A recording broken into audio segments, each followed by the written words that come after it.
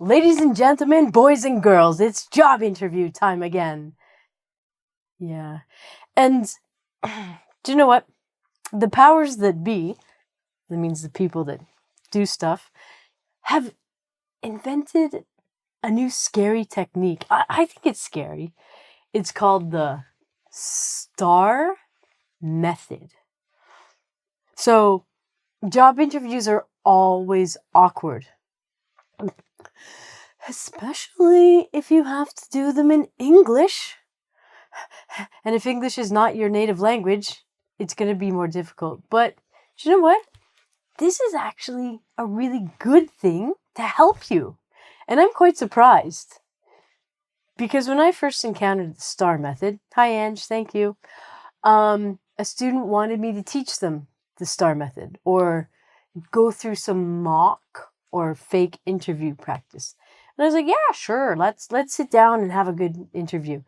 And my student introduced me to the STAR technique. And I thought, oh, this is going to be hard.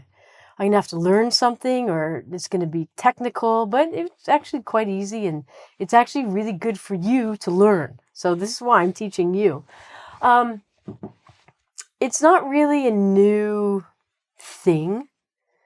I was worried that it was a whole new process, that they'd ask you really scary new questions, but there are some things that they will ask you generically, which means all the time, about your job experience, about everything you've ever done in your life. I'm joking. They just want the details.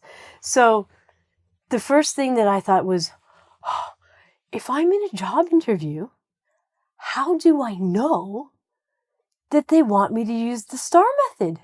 Is like, and what is the STAR method and why is it called a STAR? So then I calmed down and I checked some resources and I found out the STAR method stands for, ready for it? Situation, task, job, action, and then the result. So then I thought, well, how do I know when to use this? So if someone says, hi, what's your name? Well, my mom gave me the name Rani when I was born. And then I use it when people ask me what my name is. And I tell them. And then they know my name. But it isn't as complicated as this. You will know exactly when they're looking for their STAR method answers because of the kind of question they ask you. Thank you. It gets easier. So you don't have to use the STAR method for everything.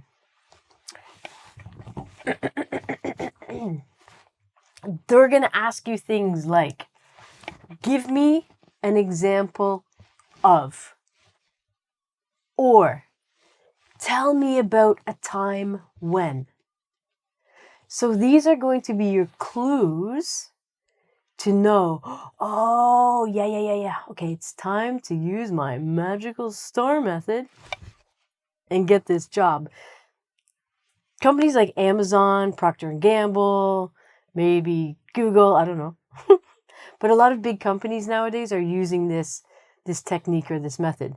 And I guess they've just decided like, yeah, let's use the STAR method. That's cool. We like this. What they're really doing is they're not looking for your generic answers like, yesterday I went to the store, I didn't have any milk, so I got some milk and now I have some milk. I solved the problem. What they want to know is the way you think about things, your behavior during things, and the outcome of things. So, I mean, you could just lie the whole time too and make up stories. But don't do that. Apparently that's wrong. But do it. Make it up. But make sure you make it up well and it's a good story. And then they'll hire you. It's all about the bollocks and the bullshit. So let's go. Bullshit number 1, situation. They're going to give you a task. Example. Give me an example of conflict at your job.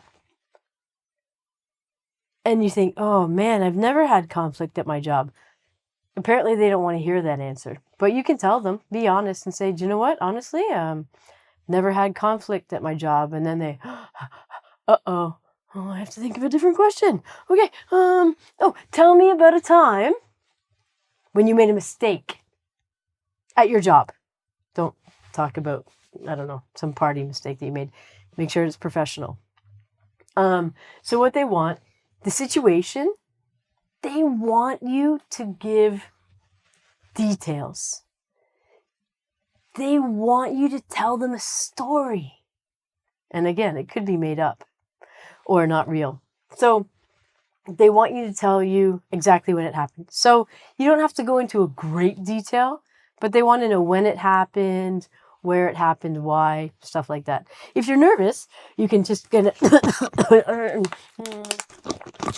Okay.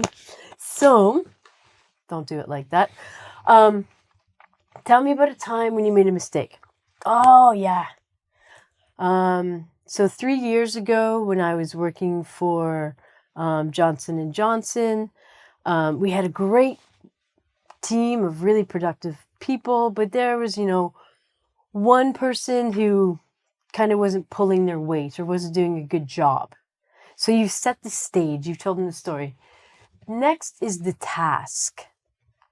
Okay, the task is describe your responsibility. So what's your role in this? What did you have to do?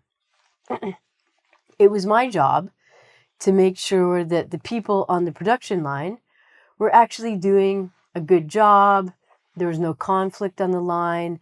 Everyone was getting along with each other. But more importantly, they were doing their job well with quality control. Okay. And the action. They want to know the steps that you took. Okay, so what I did is I implemented a new routine. So every morning when people came in, we'd have some coffee for them. We'd give them some donuts and some cookies if they wanted.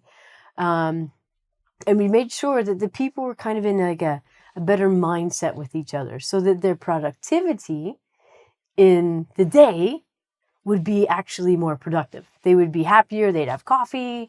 They wouldn't have to buy it. It'd be a good scene, a better workplace.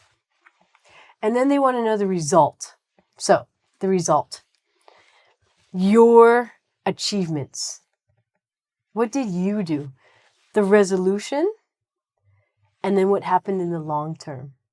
So it's all good if you tell them, yeah, we bought them coffee and donuts. They were happy. But you want to tell them how you changed the way that the company operates in the long term. And you say, I implemented new hiring structures. I made sure that the company had better benefit packages.